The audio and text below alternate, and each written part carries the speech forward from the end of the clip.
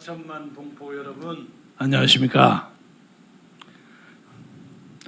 문재인 대통령의 앞으로 1년의 문제는 방금 박찬정 의원이 말씀 많이 하셨듯이 뭐 특별한 일이 없는 그 비슷하게 갈 겁니다. 저는 다른 주제로 말씀드리겠습니다. 마침 오늘 김영원 의원이 그런 발언을 했어요. 저하고 옛날 민주당 때 같이 최고위원을 했습니다. 그런데 그때 민주당이라는 것은 주사파, 오늘의 주사파들이 전부 몽땅 걸어가지고 노무현 쪽으로 가버리고 열린 우리당을 만들고 우리는 남아있는 찌그러진 민주당이었어요. 그래서 당세가 더 부족하다 보니까 자꾸 하나씩 빠져가지고 당시에 민주당의 중도 우판을 지키려고 했던 사람이 거의 없습니다. 그리고 우리가 민주당이라는 당명을 빼앗겨 버린 셈이에요. 근데 늦게나마 우리 김용환 의원이 문재인에 대해서 한 방을 때린 거 보고 제가 한 것만큼이나 통쾌합니다.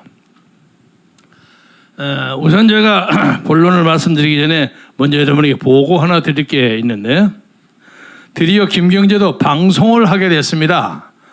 그래서 요새 유행하는 유튜브에 김경재 TV를 한번 하고 싶었는데 또 공교롭게 저하고 같은 동명이인의 젊은 가수가 김경재 TV를 하고 있어요.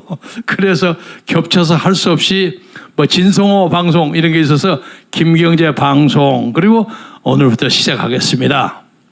제가 이걸 하는 이유는 토요일날 국민대회에 와서 서서 연설하는 형식뿐만 아니라 주중에 한 번쯤 차분히 제 사무실에 앉아서 자료를 좀 많이 벌려놓고 이제 대중연설의 스타일이 아니라 앞으로 대한민국을 어떻게 끌어갈 것인가 하는 것에 대한 좀 더 학구적이고 전문성을 좀 보이는 듯한 입장에서 여러분과 같이 대화를 하고 싶어 하는 것이 첫 번째 이유고, 두 번째는 제 친구나 동생들이 유튜브를 많이 하는데 저한테 출연을 안 해준다고 불평이 많아요. 근데 제가 시간이 없거든요. 여기 갔다 오면 시간이 없어서 할 수 없이 제가 하는 걸 니들이 가장 베껴서 마음대로 써먹어라. 이런 식으로 일단 시작을 하려고 합니다.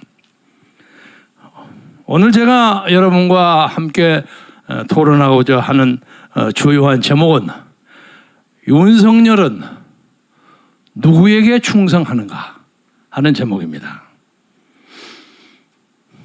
여러분 잔 다크 아시죠? 잔 다크가 15세기 초에 지금부터 아마 그 양반이 처형당한 것이 1431년이니까 오늘에서 490년 전입니다. 15세기 초에 영국하고 불란서가 100년 동안 싸움을 붙었어요. 이 유명한 100년 전쟁입니다. 죽기 살기로 붙었는데 이 잔 다크라는 소녀가 13살 때 하나님의 계시를 받았다 하고 나와서 국왕을 만나서 저에게 군대를 주십시오. 그러면 제가 영국군을 괴멸시키겠습니다. 그러니까 이제 급한 그때 왕이 샤르르 7세입니다. 이 양반이 그거 한번 해봐라 하고 보냈는데 아니 진짜 앞서서 가지고 오를레앙 전투 1429년에 오를레앙 전투에서 영국을 대파시켜 버렸어요. 그래서 갑자기 일세가 영웅이 됐습니다. 그래갖고 7월에 카를로 7세가 샤르르 7세가 정식으로 대관식을 하고 그 잘 나갔는데 항상 이게 문제가 되는 것이 그 집권자 최고 권력자 밑에 있는 시끌이 문제 아닙니까? 예를 들면 시저를 브루터스가 죽인 거, 그리고 장보고를 옆에 있는 신라의 첩자 염정이가 잡고 하는 것처럼 그 밑에 있는 어떤 사람이 그냥 속닥속닥 해가지고 이 잔 다크를 모략해서 이 사람을 1431년에 화형을 시킵니다. 불에 타 죽입니다. 불란서 민족의 영웅을. 그리고 난 다음에 국민적 어떤 반성과 회오의 문제가 벌어져서 샤르르 7세 파하고 아르마냐크 파하고 그리고 이 영국에다가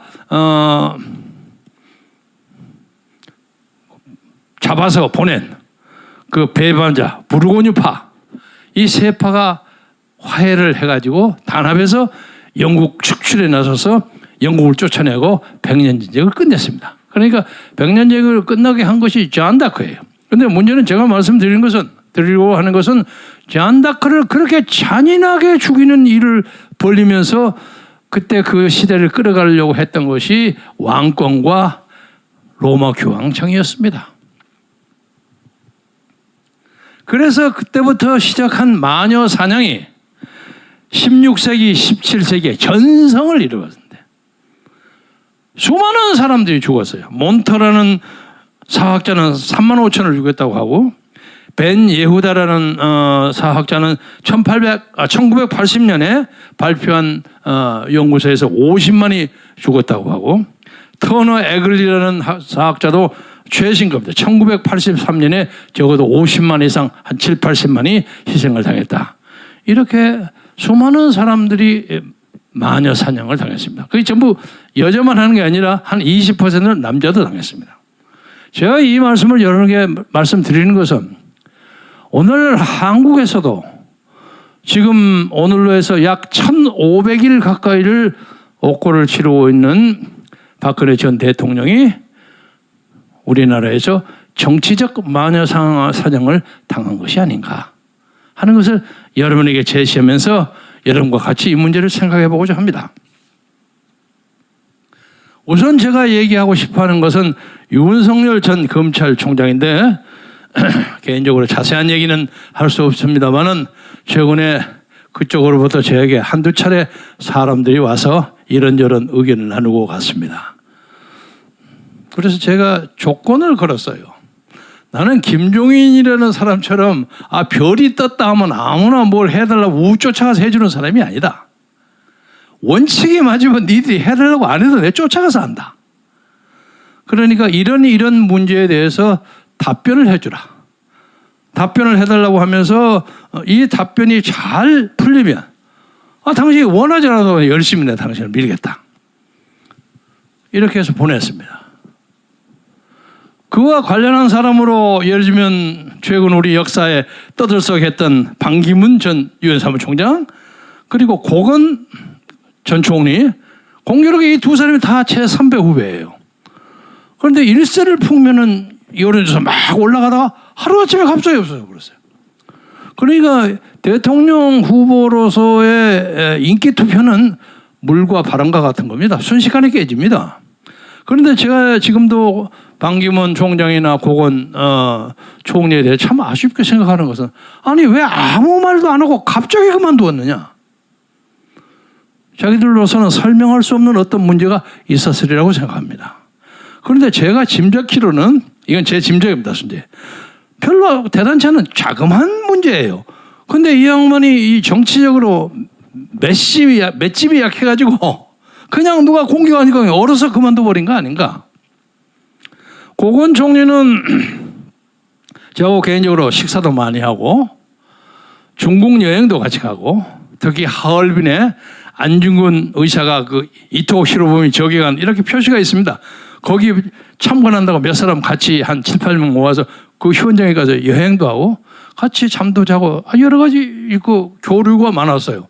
근데 막판에 그만둘 때는 아무 말 없이 어디 가버리고 전화도 안 되고 해서 참 아쉽게 생각하는데 마찬가지로 반기문 사무총장도 제가 박근혜 대통령의 특별보좌관으로 일하던 1년 동안에 꾸준히 박 대통령이 해외를 가면 제가 열심히 가면서 꼭 반기문한테 연락해갖고 밥을 먹든 커피를 먹든 좀 계속 하시라고.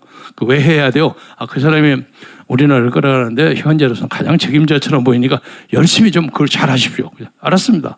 그리고 갔다 와서 몇 번이고 제가 반기문 씨하고 뭐 커피 마시고 식사하고 이런 얘기를 저한테 열심히 해 주셨어요. 그런데 갑자기 반기문 씨가 이제 자랑스러운 유엔 사무총장 이걸 끝나고 들어올 때 그 이상한 해프닝이 벌어진 게 들어오니까 공항에서 한 몇백 명의 사람들이 와 하고 막 반갑게 한 것이 보였죠? 근데 반기문 씨가 그냥 가슴이 확 떴던 모양이에요.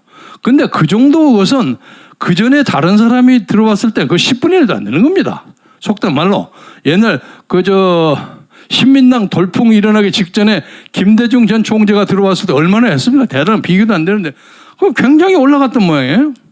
그리고 난 다음에 제가 확인은 안 했습니다만은 신문 보도에 의하면 돌아와서 박근혜 대통령에게 들어왔습니다 하는 전화도 안 했더라고요. 한 3일 동안. 야, 이거 좀 이상하네. 좀 속도만 이게 야리꾸리하네. 이렇게 생각했더니 아니나 다를까 전혀 연락을 안 했어요. 이해가 잘 안 돼요. 아마 그 주변에 어떤 사람들이 반 총장, 당신 박근혜 대통령 잡아가지고는 전혀 안 돼. 우리하고 해야 돼. 뭐 이런 식의 설득을 하지 않았나 제가 상상을 합니다. 그리고 마포에 사무실을 얻었는데 공교롭게 그것도 사무실 빌딩에 제 사무실도 있었어요. 물론 저는 몰랐습니다만은 거기에 반기문의 아주 그 가까운 그 막녀인 오준 대사하고 김숙 대사가 거기서 아주 풀타임으로 자리를 지키고 있었는데 공교롭게 그 두 사람도 제 동창입니다. 후배입니다. 그래서 나중에 반기문 씨가 갑자기 사퇴를 해버리고 난 다음에 내가 그 오중 대사한테 야 이거 어떻게 된 거요? 나도 모릅니다. 그 이해가 잘 안 돼요. 그래서 짐작컨대는 그 옛날에 무슨 일 때문에 그 자살했던 성암흑의 의원한테 무슨 뭐 천주를 좀 받은 것이 문제가 된 것이 아닌가 하고 사람들이 상상할 뿐인데 아무튼 반기문 총장에게는 나름대로 무슨 일이 있었겠죠. 그러나 제가 여기서 말씀드리고 싶은 것은 그렇게 국민적 여망과 그 기대를 모았던 사람이 하루아침에 그냥 사라져버리는 이 엉뚱한 짓거리를 우리가 많이 당해서 이 얘기를 제가 한 겁니다. 그래서 최근에 참 김종인 전 의원의 표현에 의하면 별처럼 나타난 윤석열 전 총장에 대해서 한마디 하겠습니다. 윤석열은 2016년 12월 2일 그러니까 아직 5년이 채 안 됐죠. 4년 한 5, 6개월 됐죠. 특검의 수사팀장이 됐습니다.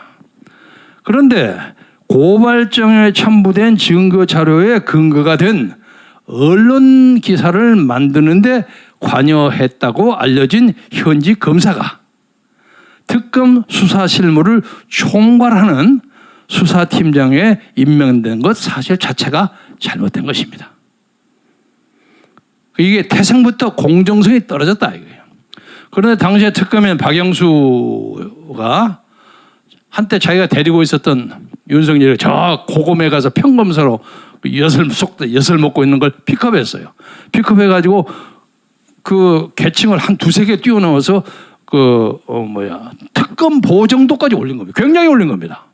이 검사의 체계라는 건 이 체계라는 건 굉장한 건데 갑자기 올렸는데 그 과정에서 야 박근혜를 잡는 네가 앞장설래? 하는 약속을 받지 않았을까 하는 느낌을 가집니다. 박영수라는 사람은 누굽니까? 박영수 배후에 있는 사람 다 알려져 있죠. 박지원, 김무성입니다. 직계 부하들입니다. 그래서 수사팀장에 대한 윤석열이가 그 다음부터 한 그 일련의 과정에 대해서 제가 책을 보냈습니다. 그 사절에게 우종청이가 쓴 뭐 탄핵 백서 문제 그리고 변희재가 쓴 태블릿 PC의 책 2개를 보냈어요. 보내고 이 책에 당신에 대한 얘기가 많이 있으니까 이걸 좀 잘 설명해 주시오. 이걸 설명을 잘 해가지고 국민이 충분히 납득하겠는데 나 당신을 밀겠어. 당신만한 사람이 많지 않아. 보안이가 리더십도 있고 그리고 사람 어울리는 재주도 있고 좋아요 여러 가지. 또 충청도 사람이고 이거 잘 맞는데 이 문제를 풀지 않으면 반기문 고검보다도 훨씬 더 어려운 길을 가지 않을까. 그 양반들은 특별하게 무슨 과오가 있어서 물러난 것도 아닌데 첫째 최서원 씨가 이제 최순실이라고 안 그러겠습니다. 최서원 씨가 유치원장으로 있을 때 PC, WPC의 증거 자료로 태블릿 PC를 검사에서 제출하지 않았습니다. 자백만 강요했습니다. 그리고 태블릿 PC를 그거 좀 봅시다. 그게 내 건지 아니지. 그런 요구에 대해서 최소한 씨에게 한 번도 보여주지 않았습니다. 이걸 윤석열이가 해명해야 합니다. 두 번째 이 작업 책을 보면 우종창 기자의 책을 보면 고영태라는 사람이 장난을 많이 쳤어요. 뭐 조작까지는 모르겠습니다. 하여간 장난을 많이 쳤는데 이 고영태 조작과 움직이는 것에 대해서 전혀 밝혀내지 못했어요. 세 번째는 거기에서 또 맹활약을 했던 전 TV조선의 기자 이진동 기자, 저도 개인적으로 잘 알아요. 이 이진동 기자가 너무 엉뚱한 데 뛰어가지고 난리법석을 쳤어요. 결정적으로는 안종범 수석의 수첩이 문제가 있지 않았습니까? 근데 그 수첩이 정식 수첩이 아니라 자기가 가지고 있는 건데 나중에 또 추가로 만들었습니다. 이것을 유일한 증거자료로 내세웠어요. 나 집시법 위반으로 서울구치소에 있다가 왔다 갔다 하면서 안종범 몇 번 만났어요. 그 언제까지 있냐? 곧 나갑니다. 뭐 이러면서 미안합니다. 그러더라고요. 그래서 이런 문제에 대해서 윤석열 씨가 대한민국 국민이 다 알 만큼 화끈하게 설명해 주라. 특검의 박영수는 2016년 12월 1일 대전고검의 윤석열을 특검 수사팀장으로 파견을 요청합니다. 법무부에. 그러니까 윤석열 검사는 파견 검사 제1호입니다. 그리고 난 다음에 문영표라는 사람이 등장하는데 문영표는 자기는 박근혜 대통령으로부터 뭐 아시죠? 삼성 그 합병 찬성의 지지를 전혀 받은 바가 없다. 증거는 없다. 그랬는데 윤석열 검사가 뭐라고 했냐면 이거 문영표의 발언입니다. 왜 쓸데없이 혼자서 고집을 펴서 사서 고생을 하느냐. 얼른 그냥 인정을 해버려라. 이렇게 했습니다. 문영표와 윤석열 간의 이 대질의 문제가 결정적인 문제가 하나입니다. 마지막으로 말 3마리를 사가지고 정유라한테 지원을 했다고 해서 그것이 간접 뇌물죄 되지 않았습니까? 그런데 이 말은 사가지고 어저께 준 것이 아니라 그것이 삼성전자의 재물로 딱 기록이 돼 있어요. 등재가 되어 있는데 말을 좀 빌려준 거예요. 그런데 빌려준 건 많이 했습니다. 이건 특혜가 아니라 관행입니다. 이 문제를 윤석열은 해명해야 합니다. 윤석열이가 긴 것 다 못 읽을 것 같아서 제가 요약해서 설명합니다. 국민과 같이 합의하려고. 그리고 삼성이 지원한 영재센터 뇌물 사건에서 15억 2,800만 원을 별도로 띄어서 대통령과 최서원에게 제3자 뇌물 혐의를 적용시켰습니다. 이것이 영재센터 뇌물 사건의 본질입니다. 여기서 최서원과 박근혜가 경제공동체라는 말이 나옵니다. 그런데 이 경제공동체라는 말을 누가 만들었는가? 윤석열 검사가 만들었는가? 내가 묻습니다. 이 과정에서, 이 모든 과정에서 윤석열은 박영수 특검과 얼마나 협의를 했는가? 그리고 구형을 30년, 나머지 2년 빼고 30년을 했는데 그 구형 30년 결정할 때 누구와 얼마나 개입했는가? 지금도 그 구형이 적정하다고 생각하는가? 그리고 그 구형 때문에 20년 받아가지고 22년 받아서 지금 오늘로 거의 1,500일을 옥고를 치르고 있는 박근혜 전 대통령의 옥고에 정당성이 있다고 생각하는가? 이 문제에 대해서 박근혜 전 대통령과 국민 역사에 대해서 사과할 것은 없는가? 사과할 건 지금 하시라 이거예요. 윤석열 전 총장은 나는 개인에게 충성하지 않는다. 근사한 말이에요. 잘했어요. 나는 개인에 충성하지 않는다. 국가에 충성한다? 무슨 자유민주주의에 충성한다? 뭐 구체적으로 들지 않았지만 그러면 누구에게 충성하는가?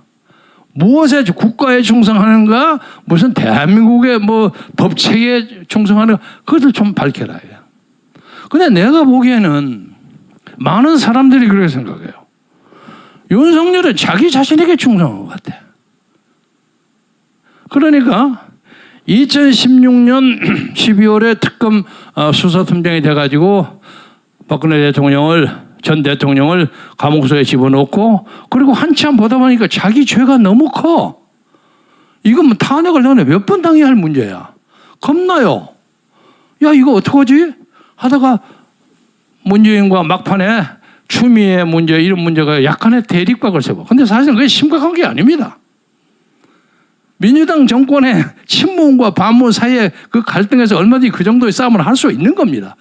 그러므로서 자기의 이미지를 세워가지고 결과적으로 티각티각 하다가 문재인 나가때 쫓겨나가는 식으로 나가서 자기 이미지를 세운 거 아니다.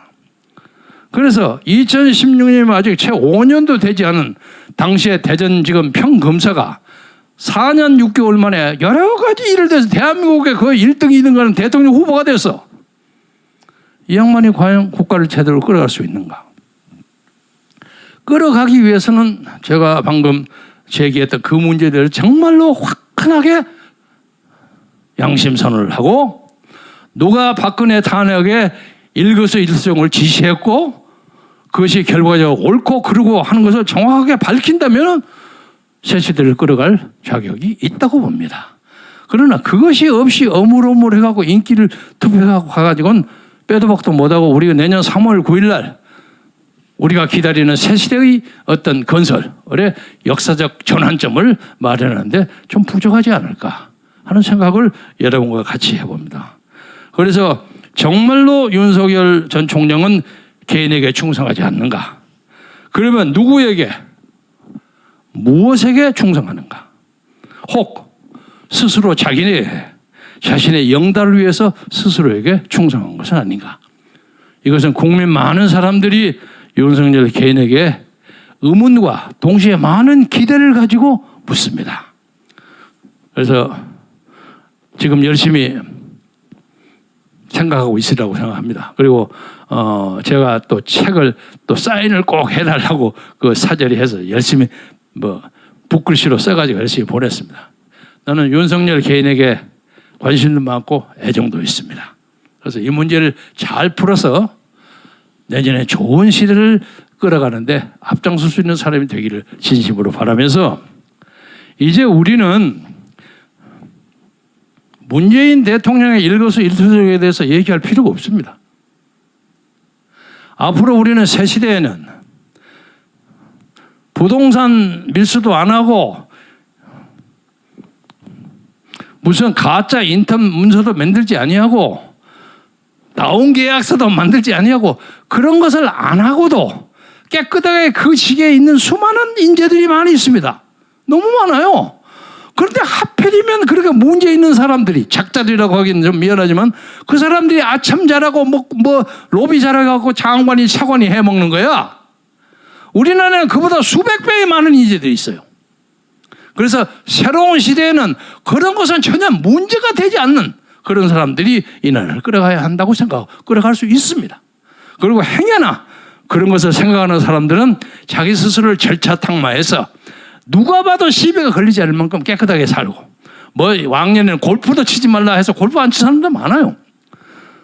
그리고 정치를 몇십 년 해가지고도 어디 감히 내 대통령 후보하면 나와 볼까 말까 말도 못 끄집어내는 사람이 많은데 4년 몇 개월의 대전지검 평검사가 오직 박근혜를 탄핵하는데 앞장섰다는 공로 때문에 마지막에는 그걸 시켰음이 분명한 문재인에게 약간 삐딱하고 나와서 다 당했다는 이유 때문에 갑자기 이미지를 가지고 대한민국의 지도자가 돼? 이거 문제가 좀 있습니다. 이 문제에 대해서 치열하게 생각하고 반성해서 윤석열 전 총장의 좋은 양심 선언이 있기를 진심으로 바라면서 이것이 우리나라를 끌어가는데 큰 역사적 계기가 되리라고 생각하면서 모든 국민 여러 국민들과 같이 윤석열의 양심 선언을 기대한다. 이것으로 제 연설을 마치겠습니다. 대단히 감사합니다.